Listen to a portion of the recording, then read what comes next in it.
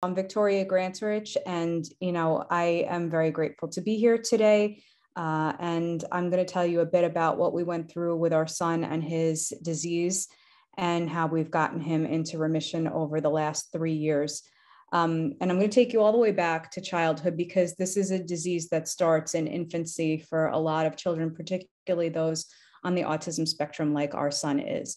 I don't know how many people that are going to be viewing this have children on the autism spectrum, but a large percentage of people with the diagnosis of autism also carry a diagnosis of IBS or IBD, often Crohn's disease. It is a comorbid issue that we see a lot in people who have autism. And our son presented with these symptoms first.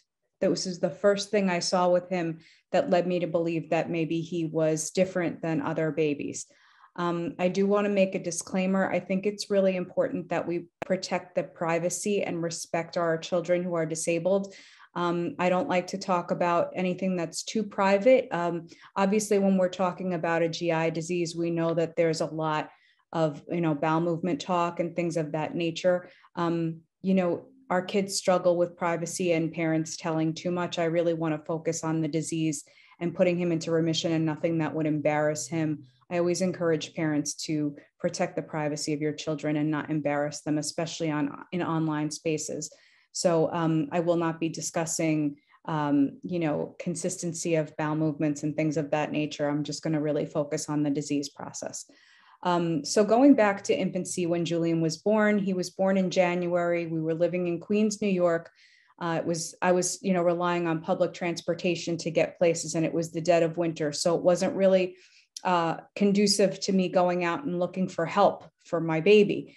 My baby, when he was born and I brought him home, it was freezing out and he was not latching onto the breast to breastfeed. So that was the beginning of the problems. Like, we're from day one, I couldn't get him to nurse, and we have to feed our babies.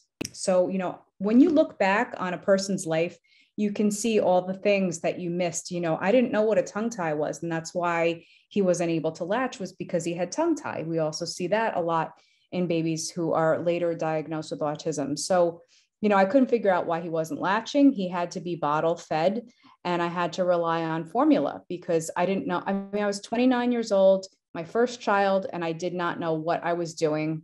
We all think we're going to have a baby and they're just going to latch right on. It's going to be great. Well, it wasn't great and it wasn't easy. And I had to go to the store and get him formula. And, obviously, first baby, you don't know anything about allergies or what they might wind up being allergic to. We put him on the Enfamil formula, cow milk protein, and he was miserable. He was a very colicky baby who never slept. And he was uncomfortable from the time he was born because he could not tolerate cow milk protein and this infant formula. And we just kept feeding it to him, and he was very unhappy. And so it was a very challenging infancy. And, you start bringing your baby to the doctor and saying, his bowel movements that are sickly, he's not well, he's unhappy, he's crying, he's not sleeping, what's wrong? And this is the beginning of when doctors start to blow you off and tell you that everything's fine and that there's nothing wrong. And this is what we went through for years, with doctors telling us that everything was fine, and everything was not fine. So I would encourage you as parents to start developing that instinct for your babies. I knew something was not right, and I was correct. And if I had listened to my instincts, maybe I could have avoided some of the pitfalls. And so I hope that I can help you with that today. So we're giving him formula. He's, not well, and he's doing very poorly, and he was not putting on weight properly, and he was very unhappy.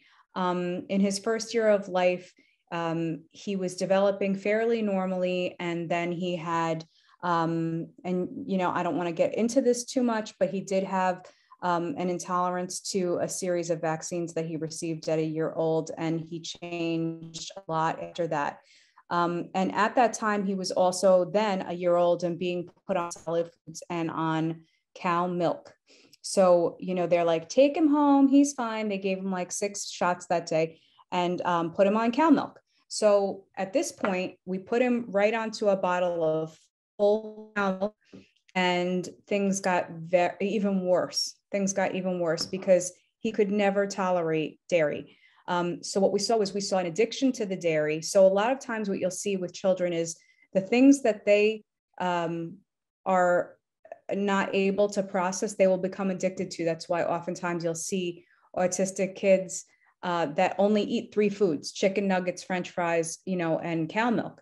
It makes them sick, but it's doing something to their brain that's satiating them, and it's kind of making them dull. It's dulling them down. I would notice, like, my son would drink a bottle of cow milk and then he almost looked like he was drugged, because it crosses that blood-brain barrier and they're having reactions to things that they are not able to tolerate. So we would see that he would almost be like, it would be like milk was like a sedative to him. And not only was it sedating, but it was also making him very sick to his stomach. So we saw a skinny little boy, a skinny little baby who was starting to walk, toddler, okay, skinny, red in the cheeks because it was yeast overgrowth was starting already, because you're going to see what is happening inside will come out on your skin. You will see rashes, you will see dark circles under the eyes. So you're going to see it in their skin. You will see what's called keratosis pilaris, which is like that chicken skin, like the pock skin all over the back of the arms. It's allergies coming through your skin. This is how your body is showing you that you're allergic or have an intolerance to something. So he's walking around skinny, pale, dark circles under the eyes, very sickly, and he had a big distended belly. Okay, so and the other children didn't look like him, and he wasn't putting on normal weight, and then he was not developing normally. He was losing words that he had. He was gaining some words, and then he would lose them. So we were seeing his regression start at about a year old, and that was really sad. So as time went on, we had another child. We had his sister, Sophia. They're 3.5 years apart. And he was in therapy from the time he was about 17 months old. He became completely nonverbal. He started having some seizures at a very early age. He was less than 2 years old when I started seeing absent seizures start, and I had suspected that he was on the autism spectrum. Now, this is going back to he was born in 2003, January 2003. In 2003, there was no internet. I had nobody to help me. I was looking at textbooks and I didn't know anybody that had an autistic child. So I was completely on my own. And when his sister was born at 3 years old, he was 3. We wound up having him formally diagnosed, and he did get the autism diagnosis. And they were like, basically just everything that we saw that was health related, they would it was like an umbrella diagnosis. It was like the autism. Well, he's not going to the bathroom right. He doesn't feel well. Oh, it's the autism. Everything was blamed on the autism. And that was really sad because I lost a lot of time. This was a comorbid medical issue. Autism is not a medical issue. It's a diagnosis that's based on, a series of behaviors, social communication. You might see an autistic child with repetitive behaviors. It's not a medical diagnosis. So all of the medical things that we were seeing, seizures, inability to gain weight, gut dysbiosis, that's medical. Those are comorbid issues that come along with autism. And so when a doctor is dismissing the medical things, my child was becoming sicker and sicker over time. And I was like, there's got to be a way to make him feel better. I never wanted to change his personality or anything like that. We just wanted him to feel better because we knew he was sick. And when doctors aren't listening, you're on your own. So when he was about 4, he was almost 4 years old and he was already diagnosed. I had a friend who was starting to talk to me about, gluten. I had never heard that word before. And so I'm sure that any of you who have kids on the spectrum, you're all familiar with gluten-free, casein-free eating. And so that was the first thing we tried. And back then, it was 2007 at this time. Nobody knew who gluten was. Nobody knew, where I could get food that didn't have gluten in it. We didn't know anything about it. And anybody that was going to start changing their kids' diet was considered an outlier. And it was very like woo back then. So, it was very hard. I would have to go to 5 different grocery stores to try to find gluten-free foods. And just because something says gluten-free doesn't mean that it's good for you. I was like, oh, he can eat these gluten-free cookies. They're just like Oreos, but they're gluten-free. So I thought I was doing a great thing by giving him, gluten-free food, but it's still sugar and it's still garbage, and it did not fix his disease. But I will talk about how we made some transitions and how we started to see some progress. So in 2007, I started seeing a functional medicine doctor. If you have a child on the spectrum who has comorbid issues, I would absolutely 100% tell you that it's the first thing you should do is go find yourself a well-respected functional medicine doctor. And that does not mean that you should be getting involved with somebody who's trying to sell you snake oil and telling you that, if you go outside and cluck at the moon at midnight, your kid's not going to be autistic anymore. That's nonsense. If you have a child that's autistic, they will always be autistic, but you can help them to feel better from their comorbid medical stuff. So we're not trying to cure his autism. We love him the way he is. We're trying to help him to feel better from the medical issues.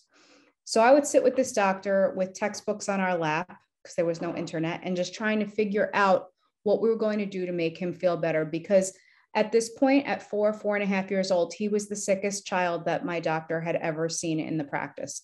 He was having multiple seizures a day. He would sleep maybe 20 minutes at a time. My husband and I slept in shifts. We were exhausted. He was very sick. He was not having normal bathroom. He was not toilet trained until he was 10 years old. And, we were dealing with a very, very sick little boy who was so hyperactive at this time that I would cry when he had a day off from school because he would never sit still. And I was exhausted because I was not sleeping and he was just running.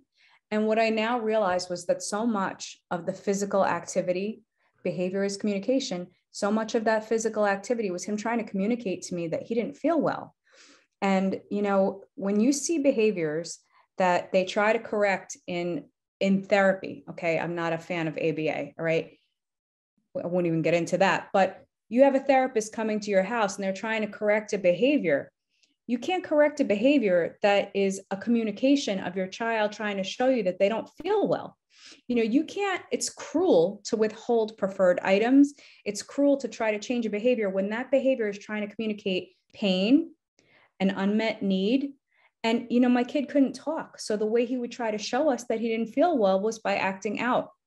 And it's like, you really have to become the detective for your child and figure out what they're trying to tell you.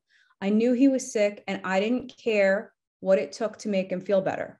I would start talking to other mothers who were like, my child only goes to the bathroom every 4 days and that's his normal. That is nobody's normal. It is not normal to only have a bowel movement every 4 days. And if your child is that sick, you need to do something about it. And a doctor who blames it on their autism diagnosis is not going to be the one that's going to be able to help you. So I had to start looking for alternative ways to make my child feel better. Then I would run into parents who would be like, well, I don't know what I'm going to feed my child if I don't feed them McDonald's. They won't eat. But I had to think to myself, yeah, my kid loves French fries and my kid loves chicken nuggets, but something is so wrong physically with him that if I don't take this food away from him and try to get him to eat something else, he's going to feel like this forever. So are you going to do the long-term work to make your child feel better? Or are you going to just deal with the short-term, oh, they're not going to eat today? Eventually they'll eat. They will get hungry enough that they will eat what you give them. And I don't mean to sound cruel or callous, but it didn't take long before he realized that what he was eating was making him sick. And then when I changed what he was eating, he would feel better. And even though it took us until he was 16 to find this diet and get him on this diet, I did help him along the way with taking some of the things that I knew were making him sick away. So I would really encourage any parent that is afraid to change what your child is eating, or sometimes you have multiple children and you're like, oh, well, I can't do the diet because all my kids don't eat this way. I have another child who doesn't eat this way, but Julian is sick enough that it was important enough to him to feel better that he ate what I gave him. And, I talked to him always. I've always talked to him like he understood and that he's intelligent. He is. That's been paramount in my relationship with him. I've always explained everything that I was going to do, why I was doing it, because he deserves to be part of the conversation, and I've always treated him with the respect to tell him why I was taking a food away. And I would never take a food away unless I had a replacement for it. So that's how we got through diet changes. And he did start to feel better when I took the gluten and the dairy away. And so this was complicated. Then the internet came out, woo! And the internet changed everything for us because I could connect with other parents who were going through the same things that I was going through. And that was a really big step forward in helping him to feel better. So years are passing by and he's still sick, and he's, there were improvements, but he still couldn't gain weight. He still couldn't put weight on. He was still having a lot of seizures. And in 2013, we decided that we were going to put our house in New York up for sale, and we were going to move to the Midwest for my husband's job. And it wound up being a really good thing for us. And so we moved to Minnesota in 2014, and we went through the hardest years yet after we got here. So I'll then get now into like the second stage of his life, which was that he was doing gluten-free and casein-free for years, but he was still suffering and he was still sick. I did start to see the seizures slow down. And I find that the less sugar children eat, their seizures can often be more managed. Even his neurologist discussed with us that getting a kid into ketosis and getting them off of sugar and getting them onto a diet where they are not eating processed sugar does often help seizures to become managed. So I was seeing the seizures improving around 2013, 2014. He was starting to talk a little bit, not conversational, but he could make his needs known verbally, but he was still not putting weight on, and he still wasn't sleeping. He was toilet trained at the age of 10, which was a big help. But we were still seeing a lot of sickness and discomfort. We moved here to Minnesota, and then in 2016, he developed something called PANS and PANDAS, which is it's the result of an infection. He had an infection that caused him to have brain encephalitis and the brain swelling, and this took us down another road that was horrible, but it has nothing to do with the GI stuff, but the self-injurious behavior and combined with puberty, and it was a horrible time. He had a lot of pain in his head and he couldn't communicate that verbally. So he was harming himself and he was attacking us physically every single day. I honestly don't know how I'm in one piece after what we went through in 2016. It lasted for 14 months. I had to wear my hair in a tight ponytail with a baseball hat over it, and then a hoodie over that tied. Sometimes I had to wear a hockey mask so that he wouldn't gouge my eyes out. I mean, this is the real deal. This is what we went through. I have scars all over my arms. I have a sleeve of tattoos covering the bite marks on my arms. My husband has scars all over his arms. It was how he was communicating. The behavior was communication of pain. And like, I honestly don't know how we held it together. I would get physically attacked every time I got near him. And he requires full assistance for everything. I mean, even though he's toilet trained, he needed assistance to get dressed, to get washed, to get showered, to get wiped up, and I was, his punching bag, and I knew that he was sick, and I did not know how I was going to help him. So he's in and out of the hospital at this time with black eyes that are swollen. He weighed 87 pounds. He was 13 years old, and we did not know if he was going to survive. We were trying to figure out what it was. I knew that the GI disease existed, so I hadn't at this point figured out that it was a brain encephalitis. So he's in the hospital, and I have this genius doctor, this great idea he had, which was that, I'm like, well, I know he's got GI disease, and why don't we remove his colon? This was what the doctor suggested that we do. Let's just take it out. He can use a bag forever. You can put a colostomy bag, and then he won't have a colon. And let's try that. And I was like, yeah, we're not removing his colon. Okay. Then he suggested that maybe instead of going right to the colon removal, we can put a port in, and we can put this hole in his body, and you put the port, and then that helps him. I was like, all right, what I'm going to do is I'm going to take him home, and I'm going to figure out what the heck is wrong. And I'll save his life myself without your help. And then I'll just let you know how I did it. How about that? Okay. Because we're not removing his colon. So I guess by this point, you've realized that I don't think that doctors are the end all and be all. Okay. Because after years of being told that everything that was going on with him was a result of being autistic, I knew better than that. Because sometimes I'd change something and I'd see an improvement. So if you could see an improvement, that's not autism, that's medical. All right. So I take him home and I'm like, we're going to help him. So I figured out that cannabis, legally, of course, got him on cannabis, because in my state of Minnesota, it's legal. It was legal at that time for epilepsy. It was legal for IBS. And it was not legal for autism at the time, but he had other qualifying conditions. And I was starting to put two and two together to figure out that he was dealing with brain encephalitis. So the microglial activation of the brain, which is the brain swelling, can be completely shut off by giving cannabinoids. We have our own endocannabinoid system in our bodies. And when you start giving that kid the medication that they need to stop that swelling, he was out of his helmets within 6 weeks and he was feeling a lot better. I mean, during this time when he was suffering with the brain encephalitis, and I've chosen not to show pictures of him because it's horrifying, but his forehead was swollen out to here from self-injury. He had given himself 6 skull fractures. His eyes were black and swollen shut. He was emaciated, and I had him in sometimes 3 helmets. He was bedridden, completely bedridden. He had lost his ability to toilet train. He was in bed, and the only way I was keeping him from killing himself was I would wrap him tightly in blankets because he wanted to be tight so that he wouldn't punch himself in the head. Like, he basically was like this and wanted to be wrapped up because he could not stop punching himself. Behavior is always communication. It's not something that you punish your child for. You cannot punish the pain out of a child. You cannot punish the autism out of a child.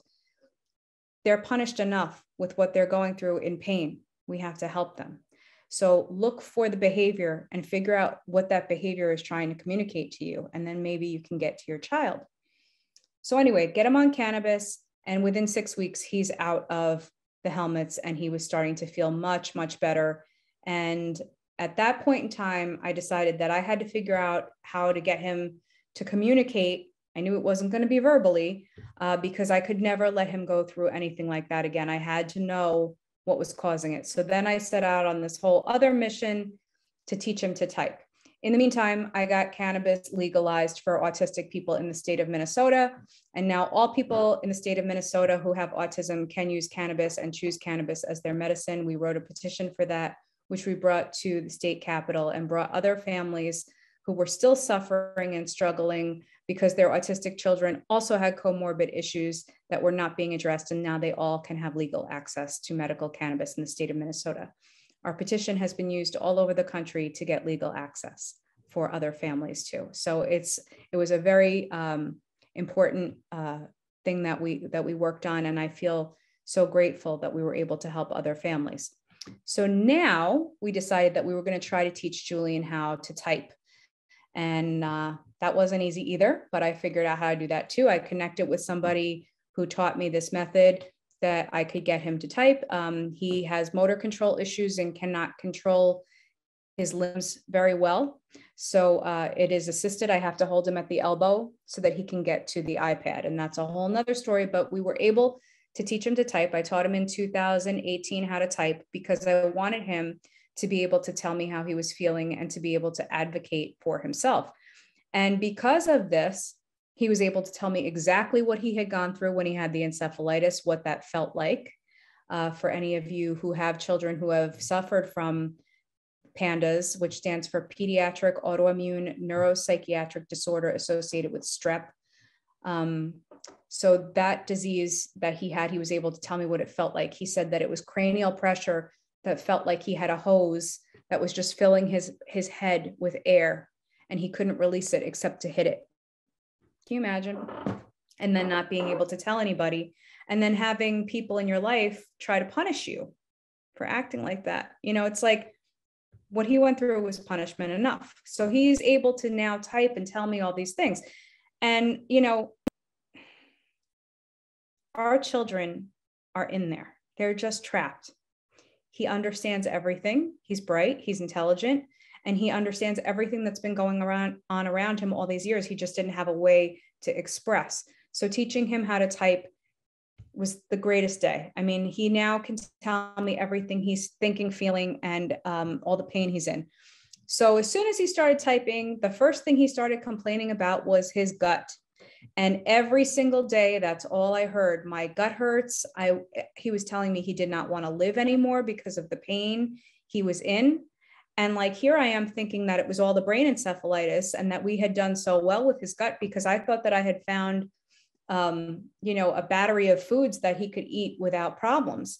Well, another way that the behavior was communication was I'm buying him all these gluten-free snacks, and he'd eat some and then he'd throw them on the floor, and I'm sweeping up snacks all day. It's like he's trying to show me, hey, what you're giving me is making me sick and I have to eat to live, but I'm still going to throw this because it makes me sick. So he would throw his food. So that was another way that the behavior was communication. So by 2019, summer of 2019, he was starting to get physically violent again, because the disease was, so advanced at this point that there were times where he would be in the bathroom 5 or 6 hours a day. I mean, that's not normal for anybody to be in the bathroom doubled over 5 or 6 hours a day in excruciating pain. He was at this time, he was 16 years old in 2019, 16 years old, and weighing in at 95 pounds. I mean, that is still very, very slim. He was looking better. His hair wasn't falling out anymore. He was looking better, but he was still too thin and he was still in a lot of pain. So he told me that we had to do more to help him with his gut. And by this point, for 16 years, I've been doing research and reading, and, I found this diet, and I read the book cover to cover and was like, all right, we're just going to do this. Because at this point in life, I've been cooking for him for years. I've been doing special diet stuff for him for years, and I'm willing to do anything to help him to feel better. And that's the thing, parents, is like, there's no quick fix. There's no quick fix for getting your kid out of pain. There's no pill that's going to cure them. You have to get in that kitchen and you have to cook.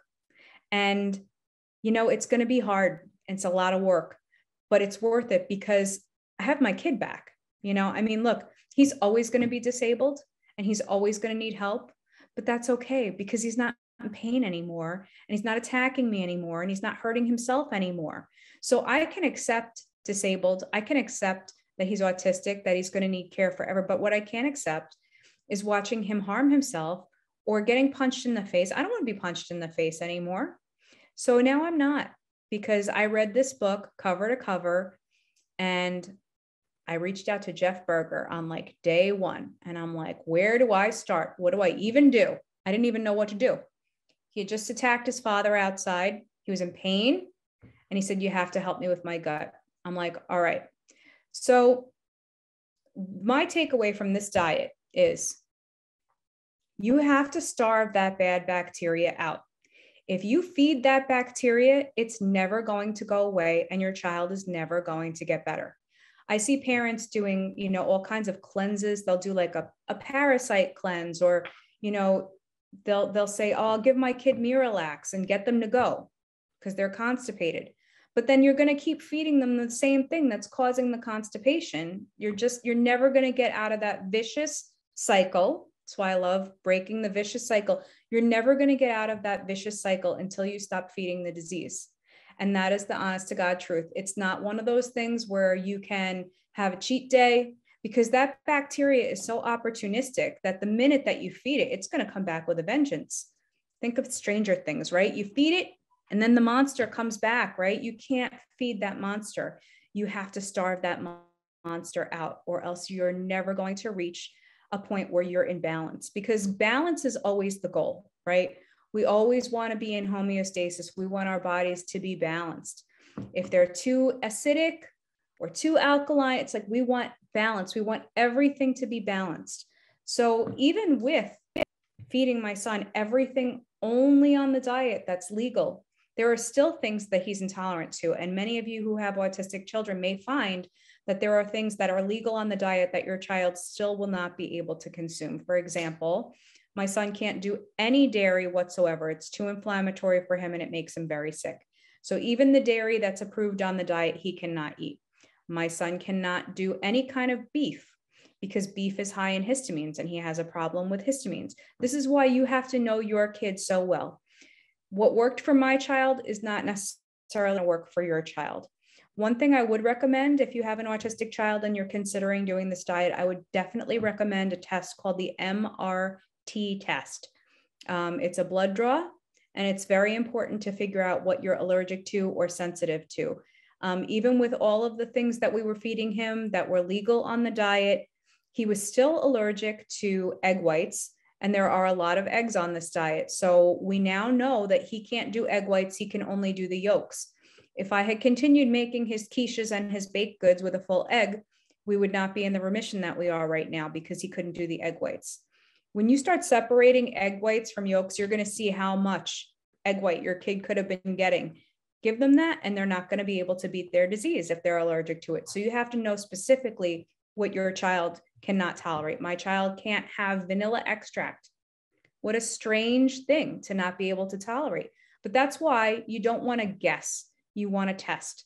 So when you don't have to have the guesswork, and then you know what your child can eat, you're going to feel a lot better about making those foods for them that you know that they can tolerate. So I know that I can make them a green vegetable. I mean, it's so crazy. Like if I make asparagus for this child, I could leave a pile of donuts on the counter, but if I make asparagus, he'll walk right past donuts and he'll go right for the asparagus. It's like when you see your child start to make the choices for themselves, you know that you're doing everything right for them. So he eats really beautifully. He eats beautiful foods. He eats a beautiful variety. So we mostly for meats, we can't give him beef. We don't give pork because pork can be high in parasites. Some people on this diet tolerate pork really well. That's just not something that Julian can tolerate. So it's really the beauty of this diet is that there is so much that's allowed that you can customize for your child that they're never going to go hungry because there's so many amazing foods that are on this diet. And I do a lot of the cooking. The baked goods for him are how he gets his carb fix. It's not even a carb, but to him, it tastes like it. So we do a lot of baking with almond flour. He tolerates nuts really well. So again, it's so tailored to your child and what they need. So he mostly eats turkey and ground chicken. It's very easy for him to digest. He's a big turkey bacon fan. We make him quiches every week using only egg yolks. He eats a lot of green vegetables. He had gotten himself quite addicted to fruit, which is legal on the diet. And Jeff knows this. I called upon him last year. My son was putting on a lot of weight very quickly. So the wasting syndrome that he was dealing with in his younger years completely resolved. And it was at the point last year where he was getting to be close to 180 pounds. So please know that on this diet, he started this diet at 95 pounds in 2019, summer of 2019. He has grown 8 inches in height, 8 inches in height. He was 5 feet tall when he started this diet and 16 years old at 5 feet tall. That is tiny. I'm only 5'3", and he was still shorter than me. And I'm a petite woman. So he was tiny for his age. At 16, you should be a lot taller than that. So he grew 8 inches and he gained at one point he had gained 85 pounds. So he had gotten up to 180 pounds. Now he's back down to about 160, which is a better weight for him because he was becoming addicted to fruit. That's the only sugar that he was getting. And fruit sugars are allowed on the diet because it is a monosaccharide. Aren't you proud of me, Jeff, how much I've learned?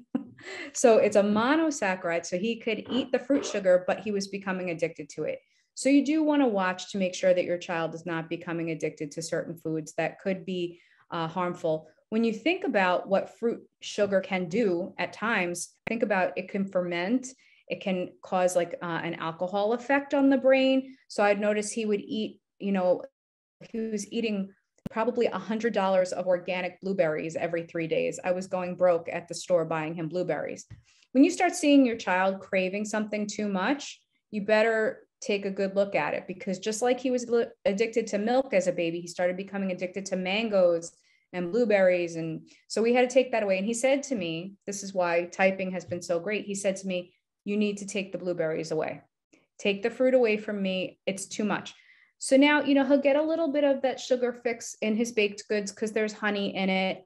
And he can tolerate when I make his baked goods with the cooked banana, but he can't eat any raw fruit. So we have his diet, really tailored to his needs. And now his weight has normalized in the past year since I took the fruit away. So he's somewhere around 160. So that's still a 65-pound weight gain from where he was 3 years ago. And he's doing fantastic. And, I want to tell you, I don't talk about what I do with him online. Like, I don't post on my page about, private medical things that I do with him, because I do think it's private and I don't like to share what I'm doing really. But we have, I have a lot of questions coming at me from other parents of kids with disabilities and issues. So I want to tell you about this amazing person. We have a lady who helps us with our cleaning every couple of weeks. She comes in and does a deep cleaning in my house. And she has a daughter who is not on the spectrum, but just a child who was having, gut issues, couldn't gain weight, was really emaciated and wasn't feeling well, was suffering from headaches and from, gut stuff. And she's like, "What are you cooking?" Because I was always cooking, right? "What are you cooking?" She starts looking at my books. Well, God helps those who help themselves, as they say. I lent her the book and she read it. And this is what I admire. I admire when parents, take it upon themselves to really get in there and learn what they have to do for their child. She was not asking me to do it for her. She wanted to do it herself. And she took that book home and she started cooking for that kid. And the doctor, of all people, was telling her not to do this restrictive, horrible, cruel diet for her child, and was insisting that she come in. I thought this doctor was going to call CPS on this mother for putting her child on this diet. The doctor was telling her she had to come in every week and weigh the child, because the doctor was afraid that this diet was going to be so restrictive that she was going to lose more weight. Well, guess what happened? She brought that child in every week, and every week there'd be a 1 to 3 pound weight gain. Okay. This child started putting weight on, started, doing better with the headaches, started performing better in school, stopped having gut stuff constantly, stopped being doubled over in pain. And now she's in remission and she's gained over 20 pounds in like 2 years. And I don't have to tell my cleaning friend what to do for her child, because she educated herself. She bought all the cookbooks. She'll come over with a new cookbook and share it with me now. And I love that. Like, that is so exciting to share recipes with other parents that are seeing the successes for their children too. The one time we allowed Julian to cheat on this diet, he'd been on the diet about 6 months, and it was my birthday, and I made gluten-free, casein-free brownies. And he ate one brownie and he got violently sick in school the next day and vomited and had to be sent home. Because once you start giving your children what they need to thrive, they can't even take a cheat. They can't tolerate cheats because they're going to get sick. And this is something that I've seen Jeff talk about in the groups, like ad nauseum. This is not a diet where, you have a day off and you cheat, because when you do that, you're going to feel the repercussions of that. This bacteria is looking for anything it can hang on to stay alive. You have to think of your GI system as a city. I think of it as like a city. There are so many people, all different kinds of people that live in a city, right? And this terrain that we have in our guts is full of all different kinds of bacteria, all different kinds of gut bugs. Some of them are good, some of them are pathogenic. And we have to make sure that we get our guts into balance, because your immune system lives in your gut, your neurotransmitters live in your gut, all your happy neurotransmitters, they live in your gut. So if your gut's out of balance, of course you're going to be depressed. Of course you're going to be anxious. But what happens if you balance your terrain? What happens if you get all the people that live in that city in harmony, right? You have a happy terrain, you have a happy city. But when there's too much of one type of bacteria and it's the wrong kind of bacteria, your child is going to feel very sick. They're going to vomit, they're going to be bloated, they're going to be gassy, and they're going to be very unhappy. And if they can't talk, like my son couldn't talk, they're going to show you their displeasure with their behavior.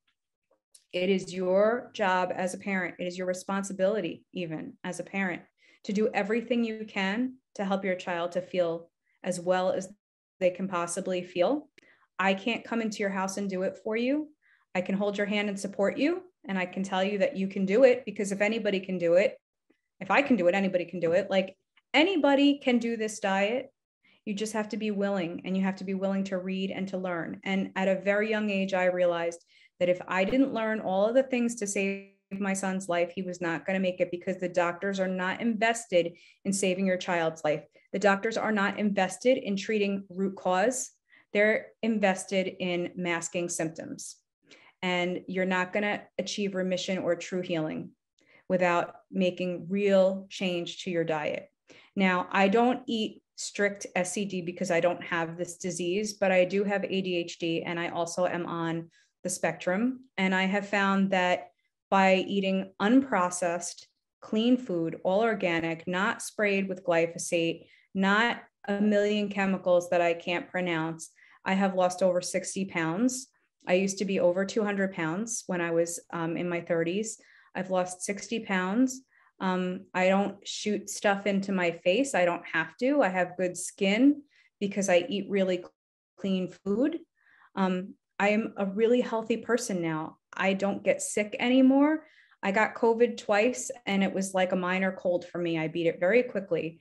My immune system is so much better than it used to be. I used to be sick with tonsillitis and sick all the time, constantly. I had my tonsils removed in 2007 because that pathogen was feeding my disease. And then I changed my diet, and I am, 140 pounds now, sometimes 145, but that's a pretty good range. And I'm healthy and I feel amazing. I'm almost 49 years old. I'll be 49 in November. And I feel like a teenager. I'm extremely active. I do martial arts. I do yoga. I go to the gym constantly. I eat the same foods my son eats. I can eat things that are illegal on this diet because I don't have this disease. But what this diet has done for our family, it's changed everything in our house. So if you knew that the way you ate could change everything for you, for your children, for your family, wouldn't you do it? My son's always going to have autism, but right now you wouldn't even know that he's here. He's not running around anymore. He's not hurting himself. He's not super hyperactive anymore.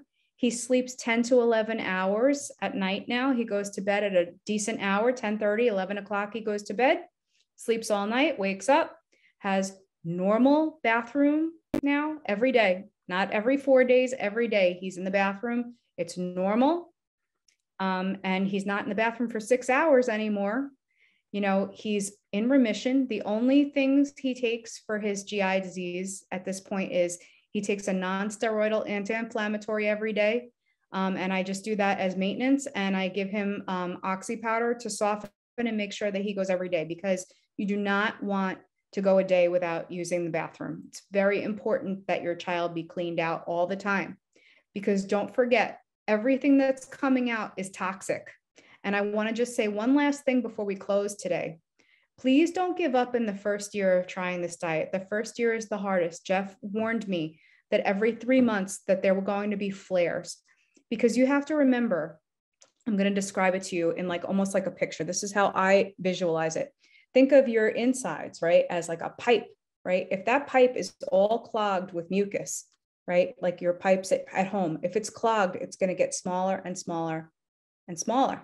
Now, all that mucus is giving your child inflammation. It's making them vacillate sometimes between diarrhea, because you'll have soft stool blockages. So maybe there's a blockage and some diarrhea will come out, but they're still full of stool, okay? But they're so inflamed, they can't get it out. So that inflammation is causing them to vacillate between constipation, diarrhea. They have bloated guts. They're distended. They're feeling so sick, right? But each 3 months, a layer of that mucosa is going to slough off. And that's all pathogenic stuff. That mucus is the way that your child's body is protecting itself. The mucus develops because of the illness itself. And you'll have to do all the reading. I can't get into the whole book with you today, but just know that shrinking of the intestines is because of the inflammation. So as that bacteria is coming out in the toilet every 3 months, you're going to have behavior as a result of that, because it's uncomfortable. It's die off. When bacteria dies in your body, it causes very uncomfortable symptoms. Your child might feel sometimes like they have the flu. They're going to, that flu feeling, like that achy, they're tired, they don't feel good, and they might be a little more irritable. And that's when parents will sometimes give up with this diet. But I'm here to tell you that if you can get through that first year and you can get through those flares, the remission that your child is going to, achieve is going to be unlike anything that you can imagine. So our son is really doing great now, and he's feeling awesome, and he's happy, and he's healthy. And that is, that is a testament to what I've learned from this group. So that's my presentation, Jeff. Take any questions if you want. Thank you so much for sharing your inspirational testimony. It was outstanding. You covered so very much. You did mention functional medical doctor. Is there any other doctors that are part of the team or clinicians that you've utilized on your team? Yes, I have. So the functional medicine doctor has been great with the deep understanding. She has a really deep understanding of everything we've talked about today. And she also has nutritionists that work in that office that have helped me to understand. They've really helped me a lot with the diet too. They're great at helping to tailor nutritional plans. They're great with the testing, all the testing that you might want to do to find out what your child might be allergic to, that MRT stuff that I talked about.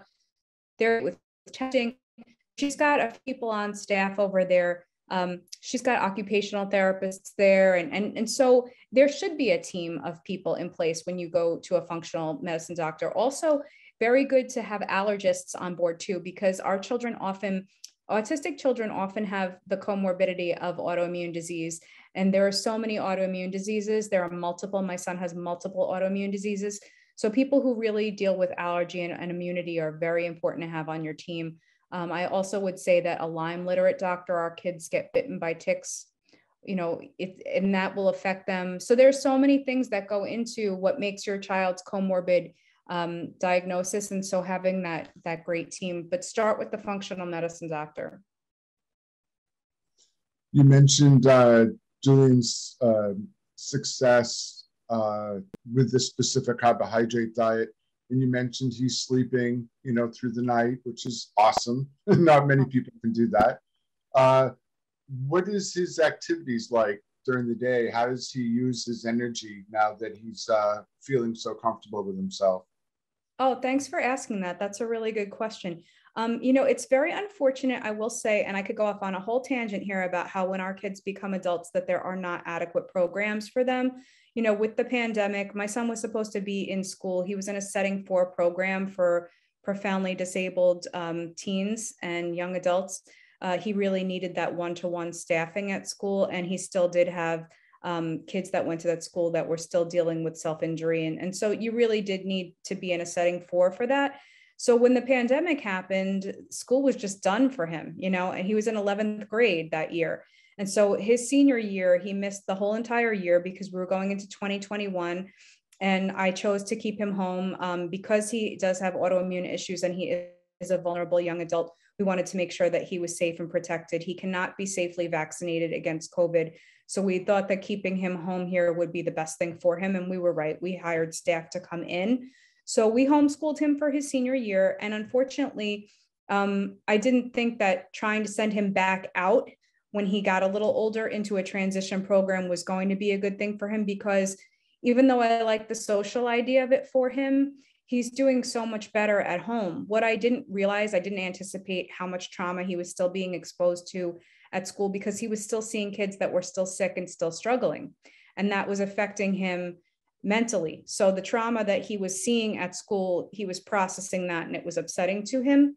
So we've chosen to keep him home. So he has his own apartment in our house. Our lower level is all tricked out for him. He's got a big screen TV down there. He's got his own room and his own bathroom, and he has a walkout to our yard. So I'm trying to get him outside quite a bit. He loves to swim. In 2020, we put a pool in because we knew again that nobody was going to be going anywhere. So he loves to swim and he likes to be outside and he likes to listen to his birds. He loves to bird watch. But because we live in a cold state, he can't be outside all the time in winter. So he loves to read, and I have a lot of books for him. He's big into geography. He would love that map behind your chair, Jeff. He loves geography, and he loves to watch Nat Geo channel, and he's a really bright guy. And it's so great to be able to communicate with him. We can type about things. He loves to watch concerts on TV, and he'll tell me with his typing just what he wants to see. He loves Coldplay and Depeche Mode, so he likes his concerts and stuff.